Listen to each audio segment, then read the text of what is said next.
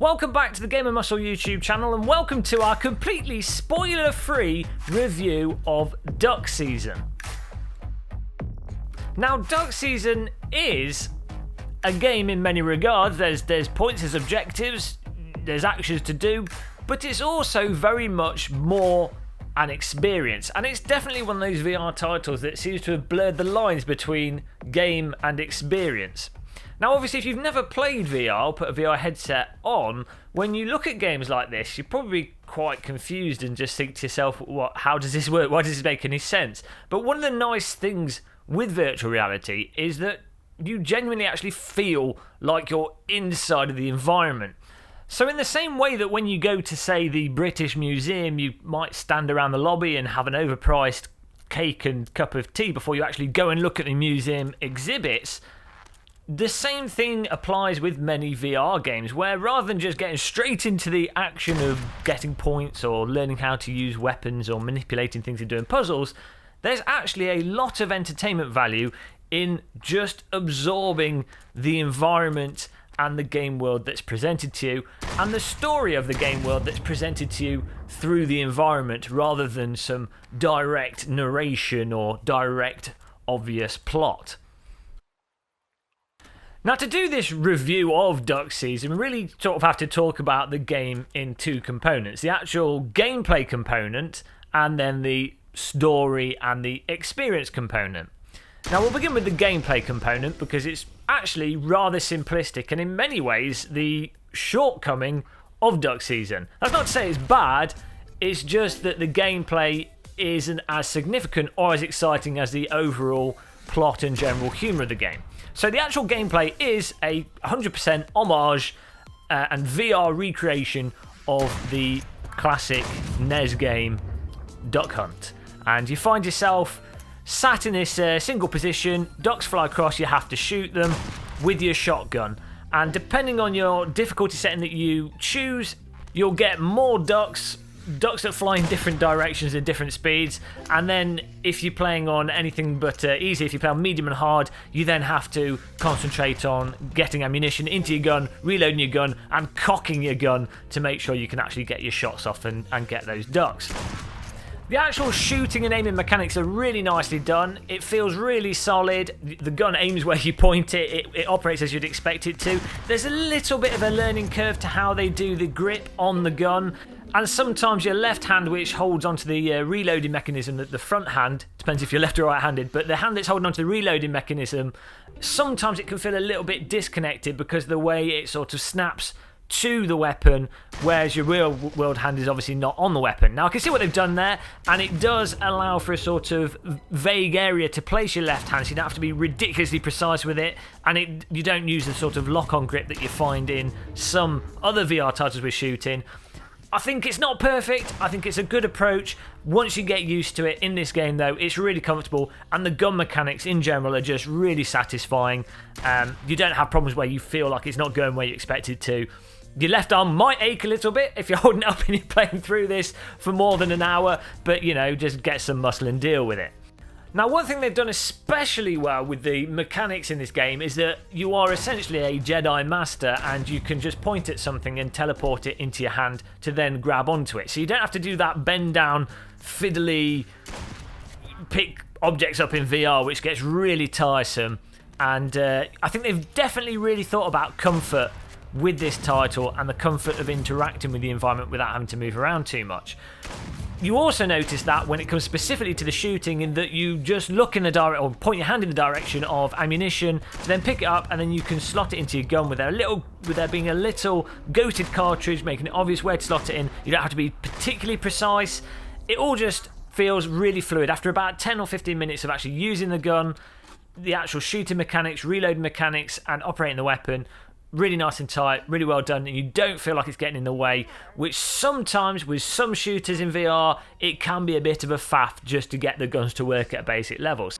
Now, I would say definitely play the game on medium and change it from easy to medium when you first play it, because the easy setting doesn't involve any reloading or cocking your shotgun, and it removes a large part of the actual enjoyment and depth from the actual game, the shooting component of the game. So it's weird that it starts out on easy, or did for me, unless I accidentally clicked it, because medium is by far the optimal way and most enjoyable way to actually play the game. Hard is genuinely quite hard. It's not too hard, but you might struggle with it on hard, and if you do fail, then you obviously have to replay the section again, which can get a little bit tedious. So medium's absolutely fantastic, hard's really hard, easy's too easy. Now that arguably covers the core gameplay component in terms of the bulk of the interaction and obvious gameplay that's in the game. But really, it's kind of blended together between which is the core part of the game, which isn't the core part of the game, what you are supposed to be doing and what you can be doing. There's some puzzle elements to the game where if I go into depth into them, it might ruin the game for you and put spoilers in there, so I can't talk about them. I've been forbode, pushed to silence through making the game more enjoyable for you guys. Now in terms of the story, again, I can't talk about specifics because it will ruin everything for you. But ultimately, you have a story that largely takes place outside of the core shooting part of the game. I think it's fair to say, and everyone probably knows this, it is more on the horror side. It's got an Inception-esque kind of approach to how the story's delivered, and there's some really trippy stuff in there, which ultimately I think is what makes it an experience worth taking part in, and it's what you really get your value from when you get this. If you were paying the $15, I think it's £15, and it was just the duck hunt component of this, then you'd probably want a refund because there isn't enough depth in the specific duck hunt bit. Though it's not bad, there's no bugs there, and actually the game is really polished across the board, no crashes, runs well, graphics look fantastic, sounds fantastic. So there's no bugs or anything, but the duck hunt component just doesn't really have that much depth to it. But fortunately, that's not really the point of the entire game.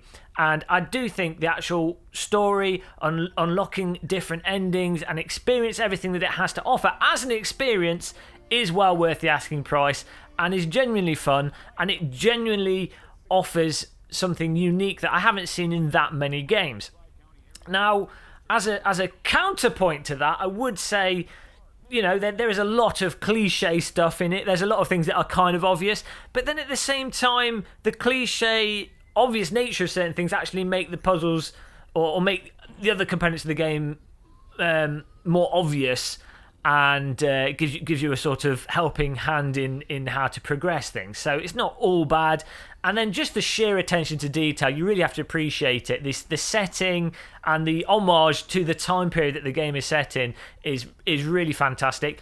Mind you, I get a stronger 1950s vibe from this than a 1980s vibe. Obviously, the game's consoles are sort of 80s time period. But, you'd expect things to bleed over. And with myself being British, I've never personally experienced 1950s to 80s American suburbia, so who knows? But it didn't feel incohesive, and it's just really fantastic when you're actually in the outside of the TV, not playing the duck hunt part of the game, just how much detail there is, the game cartridges, the stuff in the environment, and then some of the scenes and some of the things that happen, again, are just really trippy. And it's clear that the developer has just gone to town with getting and cramming in as much detail as they possibly can, in between probably smashing the head against a keyboard whilst developing the title. Well, that's probably the most vague explanation as to plot, story, and overall activity of a game that there ever was. But as I said, I'm trying not to do any spoilers here, so kind of shot ourselves in the foot there. Now, other standout parts of the game. Audio is particularly good in this, really immersive. Not just the spatial sound when you're in the room and your mum is behind you doing stuff in the kitchen and talking to herself. It's really apparent that she's behind you, and you feel like there's a presence there. The TV in front of you when that's on playing videos, again, it feels like it's in front of you, and other stuff that happens. The sound is just really well done. It's super immersive, and I'd say as a VR title and VR experience, again, immersion is really high with this. I think the developers made a good choice with going for a stylized visual appearance, though the lighting is actually really quite realistic and the shading on things, and a lot of the textures are actually real world textures, but the overall nature of things is stylized. For example, your character is a cartoon, 3D cartoon style character. Your mother's a 3D cartoon style character, and there are aspects to it that are more on that sort of abstract cartoony appearance, though in 3D. But it gels really well with the components that are more realistic, like the game cartridges, the videos, the video footage on the TV. It just, what occurs is you don't immediately question things with going, oh, it doesn't look exactly like reality. It looks consistently stylized within the context of the game world, which I find is a really good way of making it immersive because, as I say, you're not questioning it with your expectations of what reality is like. So, all in all, there's not much more I can say about it without ruining things. Total disaster. I would put this up there. Really good experience. If you're looking for something that's a blend between a game and a VR experience, it's genuinely fun, genuinely has some surprises, genuinely quite an enjoyable plot and story to it, and slightly on the horror side as well. This is something to pick up and check out. I would say as well, it lends itself to sort of 20 to 30 minute play sessions. It's the kind of game that you play for 20, 30 minutes, put down, be like, well, that was quite good, it's quite entertaining, and then the next day be like, oh, I'll load it up again and see if I can get a different ending or play through it a different way. I'm not sure of its absolute longevity. Obviously, it's not a multiplayer game you're going to be playing for hundreds of hours, but for a plot-based game, I think you get a fair amount of gameplay from it for the asking price. But there you go. That's our review of Duck Season. Spoiler free, so you can give this to friends that are sort of wondering what it is, and they can watch this and have no clue what it is other than the shooting. So, you know, totally pointless video really. But if you enjoy pointless videos and you don't have much to do in your life and you like listening to a British guy talk rubbish, click the subscribe button, like, dislike, all that stuff. I'm genuinely off for a cup of tea. We've had a cup of coffee already. It's cup of tea time. Every video ends with that. I'm gonna have to stop doing that. People are gonna just be killing themselves over the bloody mentions of teas at the end of our videos. Till the next one, guys. Have a good day. Goodbye.